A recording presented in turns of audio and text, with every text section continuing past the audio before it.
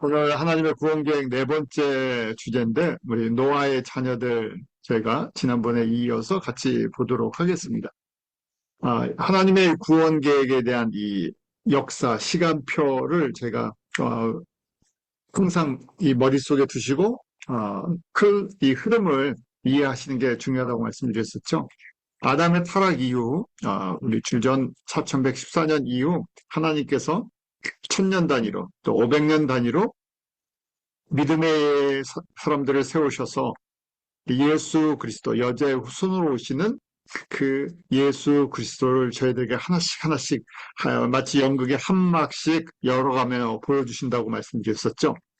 저희가 아담 이후에 계속 그렇게 보고 있습니다. 지난주까지 여자의 후손으로 오시는데 어떻게 오셔서 우리를 회복시켜 주실 건가? 가죽옷을 지어 입으심으로 말미암아 하나님께서 우리의 부끄러운 죄의 부분들을 동물의 피, 어린 양의 피로 덮어주실 것을 가죽옷의 어린 양을 통해 보여주시죠. 그리고 구체적으로 아벨의 제사를 통해서 그 가죽옷의 어린 양이신 예수 그리스도를 저희가 기억하게, 피의 제사를 기억하게 만들어 주셨어요. 그래서 크게 보면 구약의 모든 시스템은 예수 그리스도를 바라보고 기억하기에는 기억장치다고 그날까지 예수님이 오실 때까지 초림하시는 예수님이 오실 때까지 그분을 기다리게 하는 기억장치 시스템이라고 볼 수도 있죠. 자, 그리고 창세기 5장에 아담 자손의 족보를 통해서 그 하나님의 이 구원의 역사가 어떻게 흘러갈 것인가, 인간의 역사, 이 세상의 역사가 무엇인가 하는 것을 이 이름을 통해서 보여주셨죠. 그러면서 6장에 노아의 방주를 통해서 그 방주의 역청을 바르게 하시고 하나님께서 은혜를 받은 노아의 가족들을 구원하시는 장면들을 보여주셨어요.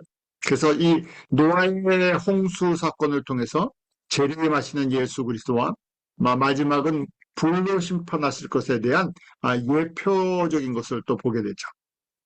자, 오늘은 이 노아의 아들들, 홍수 이후에 어떻게 역사가 흘러갔나. 이제 진짜 우리가 아는, 우리가 이제 문명과 인류가 시작한 건 홍수 이후라고 보는 거죠. 왜냐면 바로 홍수 사건 이전과 이후 완전히 바뀌어버리죠. 그래서 홍수 이전은 저희가 약 1000년씩 살던 세상이었고, 홍수 이후에 지구가 현재 우리 사람들이 사는 이런 지구의 모습, 그 다음에 문명도 그때 시작이 되고, 사람들도 흩어지게 되고, 도시를 만들고 나라들을 만들어나는, 우리가 역사를 써나가는, 우리 역사가 남아있는 그 흔적들이 이제 이 홍수 이후죠. 자, 노아의 아들들 통해서 이제 인류가 다시 형성이 됩니다. 창세기 10장에 보면 노아의 아들 셈과 함과 야벳의 후에는 이러하니라 홍수 후에 그들이 아들들을 낳았다고 돼 있죠. 그래서 셈과 함과 야벳 일반적으로 셈이 첫째, 함이 둘째, 야벳이 이름의 순서대로 셋째다 이렇게 이제 보면서요. 그렇게 이 세 명의 아들을 통해서 70여 부족이 형성이 되고, 자, 이 70여 부족을 통해서 이제 인류가 흩어져서 확장되었다고 보는 거죠. 저 쌤은 저게 이제 두 가지 의견이 있어요. 일반 예전의 의견들은 쌤은 뭐 이 아시아 사람들의 조상이 되었고 함은 아프리카 사람들의 조상이 되었고 야벳은 유럽 사람들의 조상이 되었다 그러면 또 이제 저희가 생물학적으로 아니 한 아버지 밑에서 어떻게 황인종, 백인종, 흑인이 나오냐. 그래서 그렇게 보지 말고 저희가 셈의 자손들이 흩어진 지역이 저희가 이제 아시아 쪽으로 흩어졌다. 함은 아프리카 아래로 흩어졌다. 흩어져서 거주하는 장소, 지리적으로 좀 이해했으면 좋겠다는 거죠. 야벳은 유럽 쪽으로 흩어졌다. 거기에 정착하게 됐다는 거죠. 저희가 인종적인 문제 이런 것은 성경적으로 본 이해를 저희가 알 수가 없죠. 왜냐하면 그 얘기를 이렇게 셈, 함, 야벳이 흑인종, 황인종, 백인종 이렇게 얘기하면 이 생물학적으로 이제 흘러가게 돼서 복잡해집니다. 그렇지만 저희가 지리적으로 이해하면 그냥 그렇게 흩어졌다. 왜냐하면 이 인종적인 것을 저희가 만든 게 아니라 하나님께서 애초에 사람을 지으실 때 어떻게 지으셨는지 저희가 그런 것들을 구체적으로 성경에 다 기록하는 것은 아니었으니까요. 이렇게만 이해했으면 좋겠습니다. 왜냐하면 성경에 항상 질문하시는 거지만 창세기가 모든 인간의 역사를 크게 다 기록한 것이 아니라 구원, 하나님의 자녀들이 어떻게 타락하게 되고 어떻게 하나님의 구원의 역사가 이루어지나 구원사적인 그런 관점으로 기록이 되어 있기 때문에 모든 세상의 역사를 다 기록했다고 보지 않죠. 자, 특별히 저희가 이제 눈여겨보는 것이 오늘은 노아의 아들 중에서 함의 아들들을 한번 봅니다. 함의 아들, 우리 두 번째 아들, 함의 아들들이 이제 이름이 나와요. 구스와 미스라임과 붓과 가나안이라고 나와요. 그래서 이를 어느 지역에 가서 흩어져서 살게 됐나? 이 네 아들이 구스는 현재 에디오피아 지역, 미스라임은 현재 이집트 지역, 붓은 리비아, 우리 신약에서는 구레네 시몬이라고 얘기하는 구레네 지역이죠. 그리고 네 번째 아들이 가나안. 가나안이 바로 가나안 11족 속의 조상이 됩니다. 그래서 저희가 아프리카 사람들은 흑인, 보통 우리가 이제 흑인이라고 얘기를 하는 그 사하라 사막 밑에 사는 사람들은 에디오피아에 근거를 둬서 구스의 후손이다. 이렇게 이제 성경적으로 보는 거야. 이 지역들 저희가 매칭해 놓으면 성경을 이해하는 데 도움이 됩니다. 구스는 에디오피아, 미스라임은 애굽, 붓은 리비아, 가나안은 우리 잘 알고 있는 가나안 11족속. 특별히 가나안은 창세기 9장 25절에 이런 말씀이 있어요. 가나안은 저주를 받아 그 형제의 종들의 종이 되기를 원합니다. 함이 전체를 저주를 받는 것처럼 보이는데 그 중에 가나안이 문제를 일으켰다고 좀 보는 거죠. 자, 또 구스의 아들들이 나와요. 이제 지금 족보가 함의 아들, 첫 번째 아들 구스죠. 이 구스의 이제 자손들이 나옵니다. 구스의 아들들은 스바와 하윌라와 삽다와 라마와 삽드가와 라마의 아들은 스바와 드단이며, 자, 8절이에요. 구스가 또 리무롯을 나왔으니 그는 세상의 첫 용사라고 돼 있죠. 저희가 다른 이름들은 잘 몰라도 여섯 번째 막내 아들이 아주 중요한 인물이에요. 그래서 리무롯이 나오죠. 이들이 어디 살았나? 구스의 아들들이 흩어졌는데 아라비아, 아프리카 지역에 거주한, 지금 북아프리카, 그다음 아프리카 이제 구스, 에디오피아 남쪽, 그리고 아라비아 지역. 특별히 이제 리무롯을 기억해야 되는데 리무롯은 우리가 잘 아는 티그리스, 유프라테스, 메소포타미아 문명이 만들어지는 거기에 거주하게 되죠. 자, 그러면서 성경이 이 이야기를 써나갑니다. 셈의 자손으로 오시는 예수 그리스도, 하나님이 이스라엘 백성이라는 선택한 하나님의 백성을 통해서 예수 그리스도가 오시는 것과 또 반대로 가나안 족속, 또 리무롯이라는 이 함의 자손들을 통해서 하나님의 백성들을 핍박하고 도전을 주는 그 민족들이 또 여기서 같은 노아의 아들 중에서 셈 라인과 함 라인을 통해서. 자, 그래서 이 족보편을 보면 이렇게 되어 있습니다. 그래서 특별히 함의 구스, 미스라임, 붓, 가나안, 또 구스의 막내 아들 리무롯이요. 왜 리무롯이 중요하냐면요. 쉬운 얘기로 하면 우리가 제국주의 문명을 만든 사람이 세상에 패권 국가를 처음 만든, 제국을 만든 가장 강력한 세상적인 왕인 거예요. 구스의 여섯 번째 아들인데 이름의 뜻은 우리가 반역하자, 이런 반골기질, 전투적인, 반항적인 이런 뜻을 갖고 있어요. 그래서 집중이 나오는데, 왜냐하면 지금 예수 그리스도를 통해서 이 땅 가운데 하나님의 나라가 회복될 텐데 이 세상은 크게 보면 하나님께서는 하나님의 백성들을 훈련시키는 훈련 장소죠. 그런데 이 세상의 왕, 신, 마귀의 권세, 그 마귀의 권세를 붙잡고 이 세상의 왕, 제국, 나라를 만들어나는, 하나님을 떠난 나라를 만들어나는 첫 번째 그 사람이 니므롯이기 때문에. 그래서 10장 8절에 용사다 하고 나오죠. Mighty warrior. 전쟁, 이 싸움을 잘한다는 얘기예요. 이게 사람들이 정착을 하면서 부족을 만들고 나라를 만들려면 싸워야 될 거 아니에요. 그 전쟁에 능한 사람이다. 싸움꾼이라는 얘기. 또 10장 9절에 보면 여호와 앞에서 특이한 사냥꾼이 되었다고 돼 있죠. 그럼 마이리 헌터. 왜냐하면 먹여 살려야 될 거 아니에요. 그건 동물 잘 잡는 그런 사람이 됐어. 리더십이 있었죠. 세상 사람들이 추구하는 그런 리더십을 갖고 있어요. 그래서 이런 속담같이 아무는 여호와 앞에 니므롯 같은 특이한 사냥꾼이로다. 그러니까 사냥꾼 하면 니므롯이 대표라는 얘기. 저 용사라 사냥꾼이다. 최고의 어떤 리더십, 세상 사람들이 원하는 그 리더십을 갖고 있었다.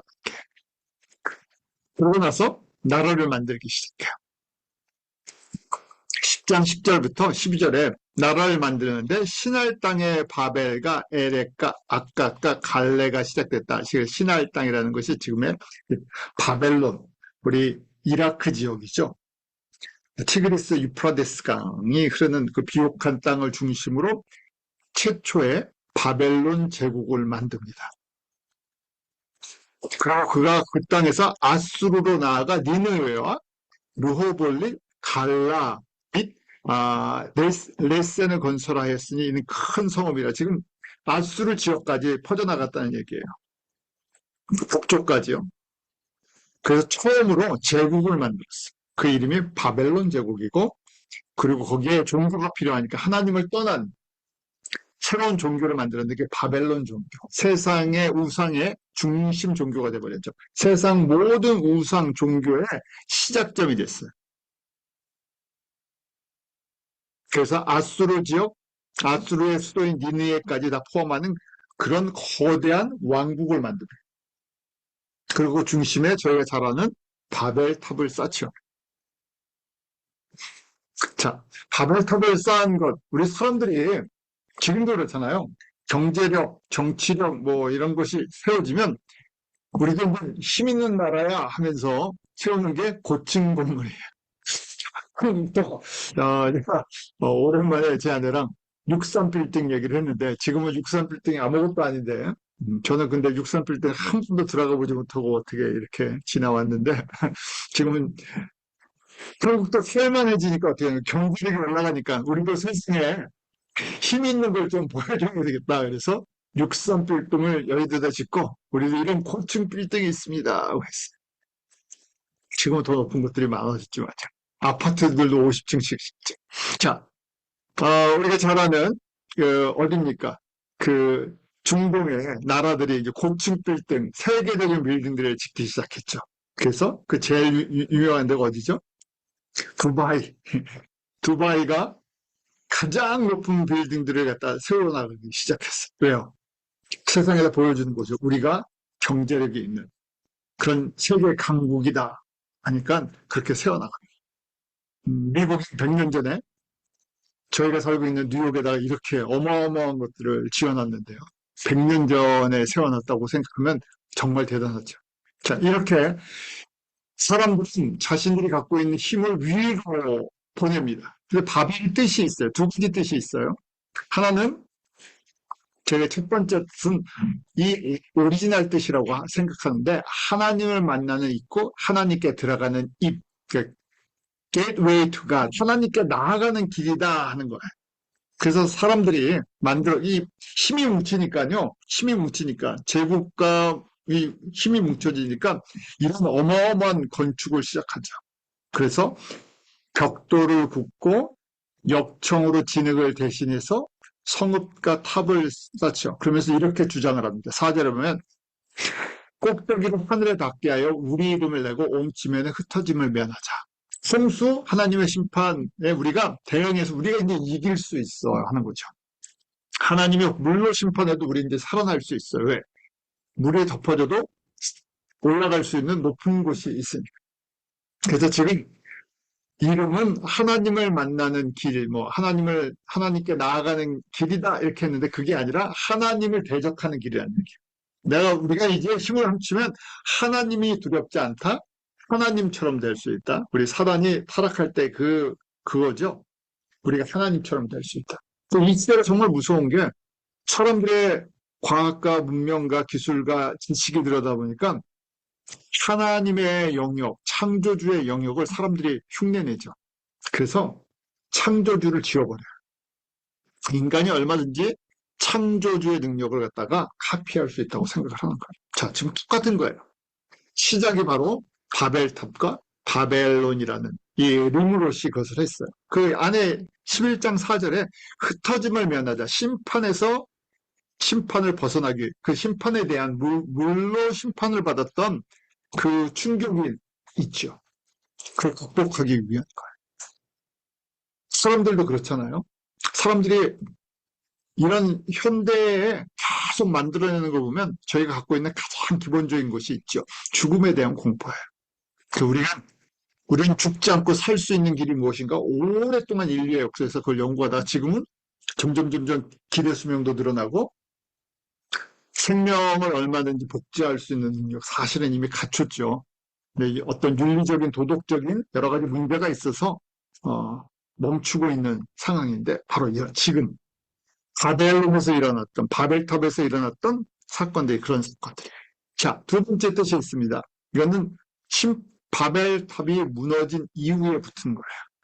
11장 9절에 성서적인 이름이에요. 그러므로 그 이름을 바벨이라고 지었어요. 원래 갖고 있던 뜻은 그 당시 언어로 봤을 때 이런 뜻을 갖고 있지 않았을까 하고 이제 학자들이 보는 거고, 실제 성서적인 이름의 바벨은 이렇게 나와요. 11장 9절. 이는 여호와께서 거기서 온 땅의 언어를 혼잡하게 하셨음이니라. 여호와께서 거기서 그들을 온 지면에 흩으셨더라. 흩으셨다 하는 거죠. 왜요? 하는 것이 하나님을 대적하는 일을 하니까 하나님께서 무너지고 흩어지게 해버리셨어요. 그래서 흩어졌다 하는 이런 뜻을 갖고 있다는 거예요. 자, 저희가 잘 아는 것처럼 이 바벨탑이 무너지는 이 진노의 결과로 하나님께서 이 무너뜨리시기 전까지는 언어가 70개의 부족으로 자손들이 확장이 돼서 여러 지역에 살았지만 언어가 같았다는 얘기예요. 그래서 11장 6절에 이렇게 나와요. 여호와께서 이르시되 이 무리가 한 족속이요 노아의 자손들이잖아요. 언어도 하나다. 70개의 부족으로 나눠져서 흩어져 살았는데 언어가 같다. 뭉치는 힘이 있다. 언어가 같으니까. 그래서 이같이 시작하였으니 이후로는 그 하고자 하는 일을 막을 수 없으리로다. 자, 우리가 내려가서 거기서 그들의 언어를 혼잡하게 하여 그들이 서로 알아듣지 못하게 하자 하시고 하면서 가서 흩어버리시는 게 바벨이 됐죠. 그래서 거기서 70개의 언어가 생겨났다고 언어 고고학자들이 보는 거예요. 70개 부족을 통해서 70개의 언어들이 생겨났다. 70개의 언어가 지금 약 6,500개의 언어가 됐고요. 그걸 종족으로, 민족 단위로 나누면 한 24,000 또는 어떤 사람들은 12,000 언어 민족.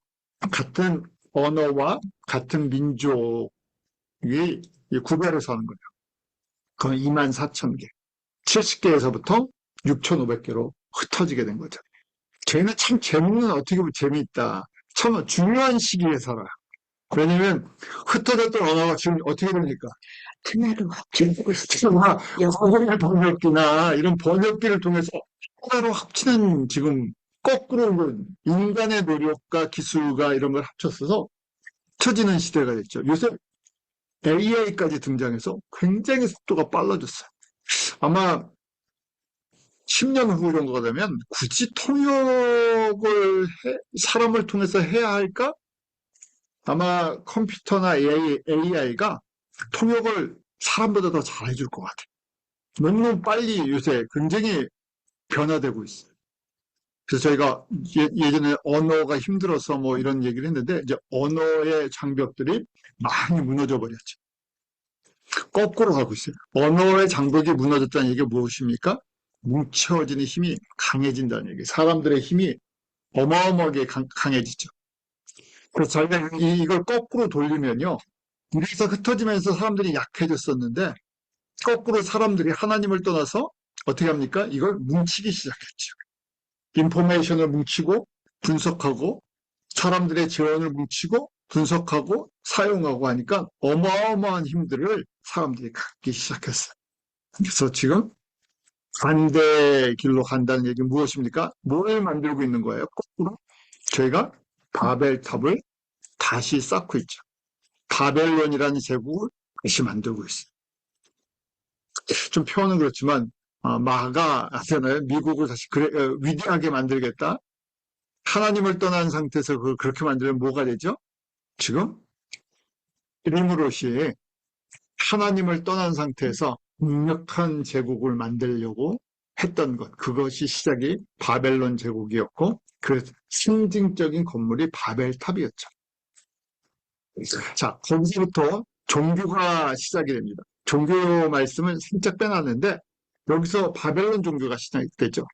우리 태양과 그 다음에 달과 별, 이 세 가지 개념이 이때부터 나옵니다. 그래서 저희가 잘 아는 여신이라는 세미라미스, 그 다음에 그 아들 밤무스라는 별, 이렇게 이제 내려오는 거죠. 그래서 림롯이 바로 태양신, 신적 존재가 되고, 그래서 림롯, 그 안에 세미라미스, 그 아들 담무스로 이어지는 이런 삼위일체의 개념 쪽에서 우리 이 여신 세미라미스의 영향이 모든 지역에다 흘러갑니다. 이것이 바로 이 바벨론 종교, 전 세계의 모든 우상의 중심이 되어버렸죠. 바벨론의 역사 그 후에 우리가 잘 알고 있는 문명의 시작이에요. 바벨론의 역사는 문명화되는 것, 우리 기원전 2000년경부터 고대 바벨론이 이제 시작이 됩니다. 그 대표적인 황제, 왕이 우리 함무라비 대제라는 것이죠. 법전을 새로 만들고 우리가 최초의 법전이다 하는 함무라비 법전 뭐 이런 거 저희가 역사 시간에 공부했었잖아요. 이때가 BC 1760년경으로 봐요. 그러면서 통일 바벨론 왕국, 우리 역사에 남는 통일 바벨론 왕국이 실제 역사에 나타나고 바벨론과 메소포타미아 문명이 꽃을 피우죠. 그래서 여러분들이 이런 역사를, 세계 역사를 좀 재밌게 보시려면 예전에는 뭐 이야기 세계사 같은 책들이 있었어요. 요새는 유튜브에 세계 역사를 정리해주는 그런 사이트들도 있죠. 잠깐 뭐 보시면 이 정리가 훨씬 쉬우실 거예요. 그 후에 이 고대 바벨론이 아수르에 의해서 붕괴가 됩니다. 아수르는 기원전 약 1000년경에 바벨론을 정복하면서 시작이 됐어요. 수도가 니느웨죠. 자, 니느웨 아수르 하면 뭐가 생각납니까? 요나 시대가 생각납니다. 요나가 그 당시에 아수르의 핍박을 받고 있는 북이스라엘 쪽 사람인데, 우리 요나가 아수르에 가서 니느웨 성에 그 하나님의 심판에 대한 메시지, 회개의 메시지를 선포하죠.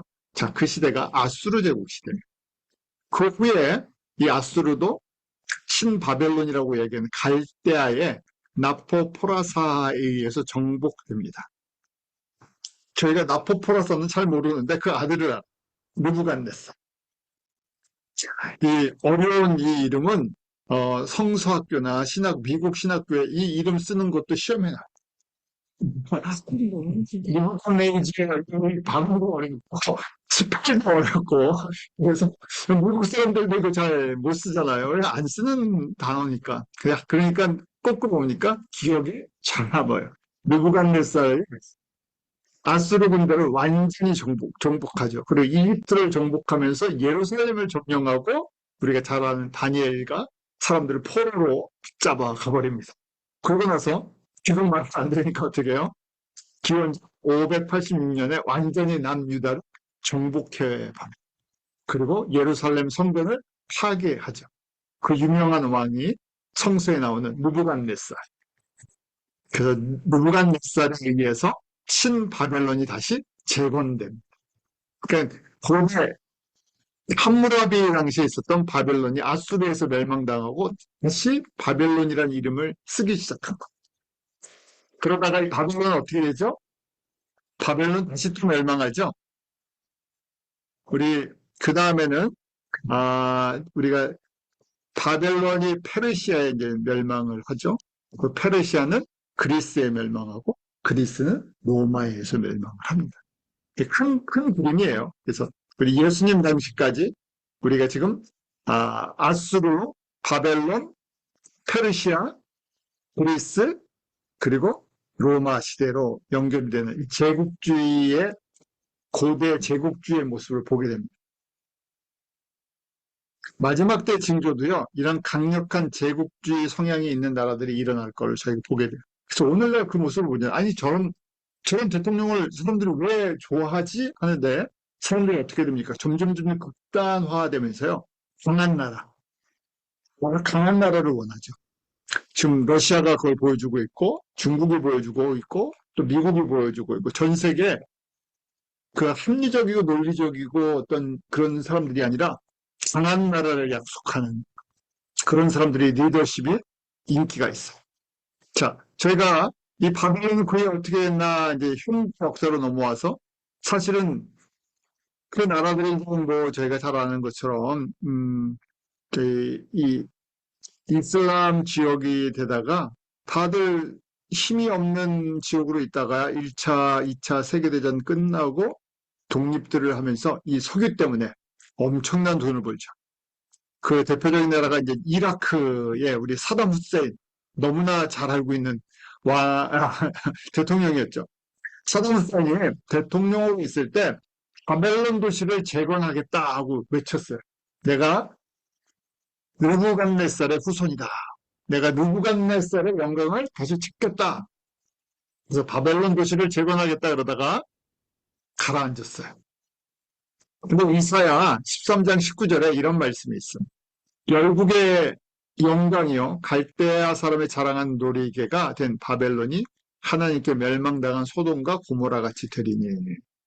그래서 이 바벨론이 소돔과 고모라 같이 될 것이다 하는 그런 말씀이 있어요. 그래서 실제적으로 이 지역이 그렇게 붕괴될 것인가 하고 예수님의 재림의 징조로 이렇게 보기도 하죠. 하여튼 지금 이라크는 여러 가지 혼란 속에 들어가 있습니다. 그 지역이 저희가 이 바벨론의 문화적, 역사적 배경이 됐던 곳이에요.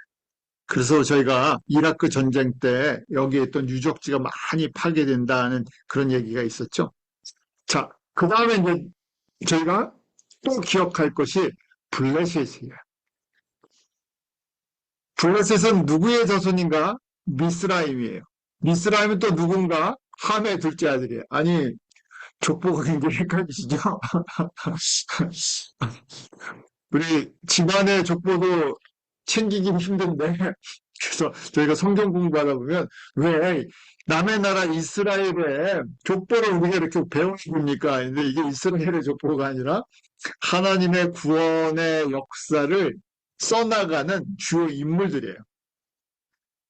얼마 전에 저희가 우리 허집사님 덕분에 아주 좋은 연극을 저희가 뉴저지에서 봤습니다. 그 연극을 보려 그러면 등장인물을 저희가 이제 제목, 주제가 무엇인가 등장인물을 봐야 돼요. 등장인물들이 뭘 표현하려고 하는 거예요. 등장인물들이 참 중요하죠. 자, 똑같습니다. 성경은 하나님의 구원의 역사를 우리에게 보여주는 큰 대하 드라마, 뭐 블록버스터 영화, 연극과 같다 그랬잖아요. 그 등장인물이 굉장히 중요해요. 그 등장인물에 주연급이 있어. 그 조연급이 있고. 왜 이 인물을 등장시키나?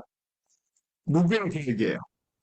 성경을 기록하시는 말씀의 주인이신 예수님께서 준비해 놓으신 거예요. 이 예수 그리스도의 구원의 역사를 보여주기 위해서 이런 인물들을 택해서 이런 배역을 맡겨주셨다. 저희가 이제 그렇게 보는 거예요. 그래서 그냥 쓸데없이 나오는 사람들이 아니에요. 저희가 그러잖아요. 이 처음에 연극을 보면 이렇게 안에 다 주잖아요. 그 어떻게 진행될 것이고 배역들이 무엇인가. 필요하니까 저희 보고 이해하라고 주는 거 아니에요. 똑같아요. 성경의 빈칸 채우기가 아니라 하나님의 구원 역사, 예수 그리스도를 통해서 어떻게 하나님의 구원이 이루어지고 회복될 것인가 보여주기 위해서 저희들에게 주요 인물을 통해서 미리 보여주신다 그랬잖아요. 예표적으로. 그래서 그 중에 함의 자손들이 아주 중요한 조연들을 맡았어요. 어떤 조연들? 셈의 후손으로 오시는 여자의 후손 예수 그리스도를 도전하고 공격하고 핍박하는 역할이에요. 그래서 이게 인간적으로 보면 이해가 안 가는 부분들이 있어요. 어떻게 하나님이 저렇게 잔인하시나? 왜 이스라엘 백성들에게는 은혜를 베푸시고 왜 다른 민족들 사람의 생명이 중요한데 전부 전멸시켜라. 하나도 남기지 말라. 야, 하나님은 잔인하신 분이시다. 그렇게 저희가 오해를 합니다. 인간적인 전쟁의 역사가 아니라요. 하나님의 구원을 어떻게 베푸시나 하는 걸 보여주는 거예요. 그래서 지금 주요 인물들이 특별히 예수님을 대적하는 하나님의 백성들을 핍박하는 역할로 중요한 인물들이 함의 자손들에서 나와요. 그래서 구스의 막내 아들 르므로를 통해서 바벨론이라는 제국과 바벨론 종교를 만들어 주셨어요. 자, 그럼 둘째 아들 미스라임을 통해서는 누구를 또 만들어 주시나? 따라오시죠. 미스라임을 통해서 블레셋이 나와. 이게 성서적인 배경이에요. 오늘날 이스라엘과 블레셋의 팔레스타인의 갈등의 근원이 여기서 시작됩니다. 저희가 보는 성서적인 관점이에요. 세상적인 관점이 아니라. 자, 미스라임은 함의 둘째 아들이죠. 어디에 살았다고 했습니까? 이집트 지역의 조상이에요. 그래서 창세기 10장 13절 14절에 미스라임은 루딤과 아남임과 르합임과 납두힘과 바드루심과 바슬루힘과 섭돌림을 낳았더라 하면서 가로를 치고 부연 설명을 해줬어요. 가슬루힘에게서 블레셋이 나왔더라. 나머지 이름은 저희가 잘 몰라서 그래요. 이 사람이 어떻게 되는지 잘 모르고 그 중에 주요 인물이 누구라고요? 여섯 번째 아들 가슬루힘에서 블레셋이 나왔다는 거예요. 팔레스타인 블레셋인 조상은 가슬루힘이라는 거예요. 자, 그러면서 저희가 갑돌임을 기억하셔야 돼요. 1번부터 5번은 기억 안 하셔도 괜찮아요. 성경에 계속 안 나오니까. 네, 6번, 7번. 자, 블레셋의 거주 지역이 성경에 나와요. 아모스 9장 7절에 이런 말씀이 있어요. 이스라엘 자손들아 너희는 내게 불수 족속 같지 아니하냐. 내가 이스라엘 애굽 땅에서 블레셋 사람을 갑돌에서 아람 사람을 기르에서 올라오게 하지 아니하였느냐 하면서 블레셋 사람들의 본거지 원래 고향 본향이 어딘가 했더니 갑돌에서 데리고 오셨다는 거예요. 갑돌에서. 이스라엘 사람들이 400년 동안 애굽에서 살았던 것처럼 블레셋 사람들은 어디서 살았더라고요?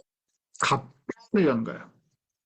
그 갑돌은 어딘가 했는데 또 예레미야 47장 4절에 보면 블레셋 사람을 진멸하시며 두로와 시돈에 남아있는 바 도와줄 때를 다 끊어버리시는 날이 이름이라. 여호와께서 갑돌섬에 남아있는 블레셋 사람을 멸해라. 섬이라는 얘기예요. 그래서 갑돌이라는 섬을 저희가 성서학자들은 그리스 남쪽에 있는 그레데 섬을 갑돌이라고 보는 거예요. 그런데 왜 블레셋은 가슬루힘의 후손인데 왜 갑돌에 살았습니까? 갑돌임이 사는 데가 갑돌이라고. 그 갑돌이라는 이름은 갑돌임이라는 이 7번째 아들이 살았기 때문에 그러는데 왜 이렇게 됐습니까? 해서 이제 성서학자들이 가슬루임과 갑돌임이 같이 갑돌에 거주했다고 본 거예요. 그레데 섬에 쉽게 말해서 그레데 섬에 6번째랑 7번째 아들이 같이 살았다는 거예요. 미스라임. 그래서 블레셋의 조상은 어디서부터 왔다? 그레데 섬 출신들, 해적들이라는 얘기예요. 그래서 지중해를 배를 타고 사방 애굽이나 지금 가나안 지역에 해적질을 하면서 해변 지역에 공격하며 살았어. 그 역사에 남는 자료들이 아브라함 시대 때 가나안 지역에 이 사람들이 이제 정착을 배를 타고 내려와서 이주를 한 거예요. 그래서 자료들 고대 이집트 역사를 보면 이 지금 블레셋 사람들 갑돌 출신 이 사람들이 내려와서 왕국까지 세웁니다. 정복을 했어요. 그리고 주전 1190년경 본격적으로 이제 이집트와 가나안 지역에 거주를 했어요. 그래서 신명기 2장 23절에 복잡하죠? 한번 보시고 이게 정리하시기는 어렵지만 이렇게 일단 들어두시고 블레셋 사람들 저희가 지금 팔레스타인이라고 하는 그 사람들이 언제부터 이 팔레스타인 땅에 살았나? 원래 땅 주인이 아니에요. 해적들이었는데 이스테섬에서 살다가 주전 1200년경 주전 사실은 2000년경에도 딱딱하다. 주전 1200년경에 본격적으로 도시를 만들고 살았던 거예요. 그래서 신명기 2장 23절에 갑돌에서 나온 갑돌 사람이 가사까지 각 촌에 거하는 아이 사람들을 뭐라고 그들을 대신하여 거기 거하였더라. 신명기 지금 나오잖아요. 갑돌 사람들, 갑팀, 가솔린 블레셋 사람들이라는 얘기예요. 그 전체가 다 블레셋 사람들이라는 얘기예요. 블레셋 사람들이 가나안 족속들을 물리치고 그 지역에 도시를 만들었어요. 그래서 만들어진 대표적인 우리 사사시대 때 들어오는 대표적인 도시들이 있죠. 사사시대. 에크론, 아스돗, 아스크론, 가자. 저희가 잘 알고 있는 가자가 5번째 이 도시 중에 5도시예요. 그래서 승손 이야기도 나오고 사사시대 때 이 지역을 중심으로. 왜냐면 이스라엘 여호수아와 함께 이 지역을 정복을 했는데 블레셋 사람들 다 몰아내지 못했죠. 이 강력한 이 사람들은 사실은 이 사람들은 강력한 무기를 갖고 있었어요. 이 지역들을 계속 있다가 BC 7세기, 5세기에 주변국에 이제 흩어지면서 나라의 존재가 희미해집니다.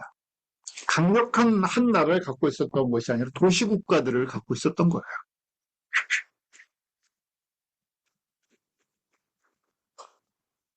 자, 그래서 이스라엘과 블레셋의 갈등은 역사의 시작부터 시작이 되죠. 왜요? 이 사람들도 이주민들이에요. 어디서 왔어요? 갑돌에서요. 그레테 섬에서 와서 정착을 했어요. 누구보다 먼저 정착했습니까? 이스라엘 사람들보다 먼저 정착을 해서 5도시를 점령하고 도시국가를 만들고 있었어요. 그런데 어떻게 됩니까? 우리 여호수아가 정복을 해나가죠. 그러면서 여호수아가 어느 정도 정복을 한 다음에 그 다음에 사사시대에 물려줬어요. 사울과 다윗 왕국 시대가 시작되기 전까지. 근데 툭 하면 어떻게 됩니까? 블레셋 사람들한테 한 대씩 얻어맞는 거예요. 그래서 사사들이 일어나서 블레셋이나 주변의 나라의 공격에서 이제 건져내죠. 그래서 사사는 왕이 아니라 그 위기를 극복하는 그 시대의 한 지도자였어요. 한 부족을, 한 지파를 대표하는. 그러고 나서 우리가 잘 아는 다윗 주전 1100년에 왕이 됩니다. 그 1100년경이에요. 다윗과 골리앗에 대한 싸움도 나오죠. 사무엘상 17장. 이 골리앗이 블레셋 사람. 자, 이렇게 하면서 두 민족이 갈등을 하는데 하나님께서 블레셋을 심판하실 것을 항상 얘기하세요. 이러면서 지금까지 사실은 심소적으로는 여기 왕국을 세운 것은 저희가 잘 아는 다윗을 통해서 여기를 점령하기 시작해서 솔로몬 때 완성을 하죠. 그 도시로 있었던 블레셋들이 힘이 없다가 이제 다 나라들을 잃어버렸죠. 그러고 나서 현대로 돌아옵니다. 현대 잠깐만 설명을 드릴게요. 1948년에 독립을 했어요. 우리 잘 아는 1948년 5월 14일에 이스라엘이 다시 거의 2000년 만에 주후 70년의 나라를 잃어버렸다가 1948년에 나라를 찾았어요. 그러면서 그 지역에 나라를 형성하지 않고 오랫동안 살고 있었던 팔레스타인 사람들을 추방하기 시작합니다. 갈등이 일어났죠. 그러다가 우리가 아라파트와 라빈 수상이 93년에 평화조약을 맺었어요. 그리고 94년에 팔레스타인 내셔널 어서리티에서 자치정부를 승인을 해줍니다. 하도 싸우는 게 힘들어서요. 그걸 저희가 잘 아는 것처럼 요단강 서쪽의 서안지구와 지금 가자지구 중심으로 두 개의 자치지역을 허락해줬어요. 그러면서도 이 안에 갈등이 계속 있었죠. 근데 결정적인 문제가 95년에 라빈 수상이 암살당합니다. 왜냐면 이 누구에 의해서 암살당하는 같은 이스라엘 유대인인데 이 구구파, 김종파에 의해서. 그러고 나서 2006년에 하마스가 원래 테러 집단이었는데 총선에 승리하면서 정치 집단으로 하됐어요. 그래서 하마스는 가자 쪽을, 파타는 서안 지역을 나눠서 다스리기 시작했던 거죠. 그러다 23년에 하마스가 공격을 시작하면서 전쟁이 시작됐습니다. 25년에 공식적으로는 휴전을 했지만 아직까지도 정리가 안 돼 있어요. 그럼 같이 살 수 있나? 여러 가지 이야기가 있죠. 성서적으로는 같이 살 수가 없습니다. 그럼 왜 하나님이 저희가 지금 웨스트뱅크라는 서안 지구랑 가자 지역이죠. 왜 하나님이 이 민족을 허락하셨냐 하는 거예요. 이제 성서적인 얘기예요. 하나님께서 주변의 국가들을 이스라엘을 훈련시키는 도구로 하나님께서 쓰시겠다고 계획을 하셨어요. 그래서 구약 4,000년 동안에 주변의 국가를 통해서 괴로움을 받도록 하는데 원인이 있죠. 여호와를 떠나면. 다른 것이 아니라 여호와, 너희들은 여호와만 바라고 여호와만 의지하라. 이스라엘의 왕은 사람이 아니라 여호와, 예수님께서 왕이시다. 그리고 너희들을 통해서 이방, 주변의 모든 나라 가운데 여호와가 참 하나님이시고 여호와가 주인 되신 창조주 되시는 걸 너희는 그것을 선포하는 민족이다 하는 정체성을 주셨어요. 근데 그게 흔들리면 어떻게 합니까? 주변의 나라를 통해서 괴로움을 당하게, 정신을 차리게 하죠. 휘초리를 맞고 핍박을 당하고 그러다가 여호와께 간구하고 회개하고 돌아오면 어떻게 됩니까? 여호와께서 구원하세요. 그게 이스라엘 구약의 역사였죠. 그래서 사사기 3장 1절부터 보면 여호와께서 가나안의 모든 전쟁들을 알지 못한 이스라엘을 시험하려 하시며 라고 되어 있죠. 자, 사사시대예요. 여호수아 정복시대도 정복이 어느 정도 끝났는데 완성된 게 아니었죠. 그러다가 전쟁을 알지 못하는 세대들이 일어났어요. 그런데 일부러 이방 민족을 남겨두셨다는 거예요. 그 중에 블레셋 5도시, 5군주들. 왜요? 세상의 제국을 너희들 만드는 게 아니라 하나님을 섬기는 하나님의 백성들이 되어야 된다는 걸 가르쳐주기 위해서 주변의 나라들을 회초리같이 쓰신다는 거예요. 그래서 사사기 3장 4절에 왜 남겨두셨나? 이 열국으로 이스라엘을 시험하사 여호와께서 모세로 그들의 열조에게 명하신 명령들을 청종하나 알고자 하셨더라. 여호와께 순종하라. 우리 구약의 모든 율법과 계명들을 한마디로 정리하면 뭐였죠? 우리 지상 명령, 지상 계명 이렇게 나누죠. 지상 계명, 이 Great Commandment, 수직 계명과 수평 계명. 여호와만 사랑하고 의지하라. 내 이웃을 내 몸과 같이 사랑하라는 그 안에 모든 율법과 강령이 다 들어가 있죠. 그래서 그걸 지키나 안 지키나, 여호와만 사랑하는 것, 여호와만 의지하는 것, 하나님의 백성들이 하나님을 신뢰하고 따라가나 하는 것을 보는 도구로 쓰신다는 거예요. 잘 순종하면 형통케 해주시죠. 불순종하면 어떻게 합니까? 남겨두신 이 민족들을 통해서 회초리가 되게 하시죠. 그리고 나서 그럼 이 민족들은 다 나쁜 민족, 마귀의 선물입니까? 아니에요. 갑자기 이게 언제 바뀝니까? 예수님이 오시고 성령님이 오시면서 구원의 간이 바뀌었어요. 구원은 뭐예요? 여호와는 누구만의 여호와예요? 이스라엘의 하나님이라고 생각했어요. 아주 좁은 하나님이에요. 그럼 신약시대 딱 열리면서, 교회 시대가 열리면서, 여호와는 이방인의 하나님이지. 구원이 이스라엘 사람들에게만 베풀어주는 것이 아니라 이방인 가운데도 하나님의 백성이 많다는 거예요. 그래서 로마서 11장 25절, 26절, 하나님의 구원의 신비죠. 구약의 신앙관으로 봤을 때는 이스라엘만 선택받은 백성이고 하나님의 백성인 줄 알았는데 예수님이 오셔서 구원을 선포하시는데 내가 이방인의 충만한 숫자를 채우시겠다. 이방인 가운데 수다한 사람들이 내게로 돌아올 것. 일반의 하나님의 자녀가 그 안에 훨씬 많다는 걸 가르쳐 주신 거예요. 사도 바울을 통해서. 그러면서 교회 시대가 이방인 추수로 옮겨가는 거죠. 우리가 잘 아는 로마서 11장 25절에 형제들아 너희가 스스로 지혜 있다 하면서 이 신비를 너희가 모르기를 내가 원하지 아니하노니 이 신비는 이방인의 충만한 수가 들어오기까지 이스라엘에 우둔하게 되리라. 그러고 나서 온 이스라엘이 구원을 받으리라. 하나님의 백성이 그 후에 그래서 지금 블레셋 가운데도 하나님의 백성이 있겠죠. 또 이스라엘 주변 국가들의 가운데도 하나님의 백성들이 있겠죠. 페르시아, 이란에도 있고 이라크에도 있고 다 있어요. 그런데 먼저 어디를 구원하시겠다고 완전한 이방인들, 예수님을 여호와가 누구신지를 알지 못했던 사람들을 먼저 구원하신 다음에 추수하는 밭과 민족이 하나님이 정해놓으신 데가 있다는 거예요. 그렇게 돌아와서 맨 마지막은 이스라엘과 주변 민족들을 구원하실 계획을 갖고 계시다는 거예요. 저희가 그래서 이것이 이제 성서적인 역사관이에요. 오늘날 저희가 가장 심각한 여러 가지 징조들을 보고 있고 문제들을 보고 있죠. 그런데 이것이 저희들에게 하나님의 구원과 또 재림과 회복을 보여주시는 큰 그림의 배역들을 맡았다는 거예요. 언제부터요? 노아의 후손들이 퍼져나가면서.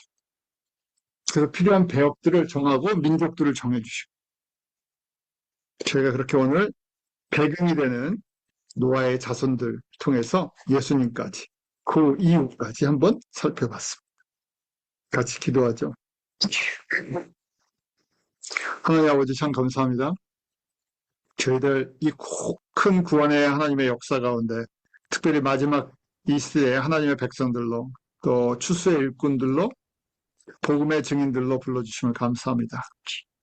인간의 생각과 판단으로 도저히 이해할 수 없는 하나님의 구원의 신비를 예수님이 베풀어 주신 은혜로 저희들 깨닫게 하시고 이 마지막 부르심에 저희가 순종하며 나아가게 해 주시옵소서. 주변의 모든 환경이 또 여건들이 혼란하고 복잡하고 여러 징조가 있는 것 저희들에게 오직 여호와만 의지하고 사랑하고 섬기라는 주님의 메시지인 것을 깨닫습니다. 주변의 것들을 의지하지 않게 하시고 다시금 예수 그리스도를 바라보며 우리에게 맡겨주신 이 귀한 복음의 사명들을 감당할 수 있도록 저희 한 사람 한 사람 가운데 은혜로 충만케 되게 하여 주시옵소서. 예수님 이름으로 기도옵나이다.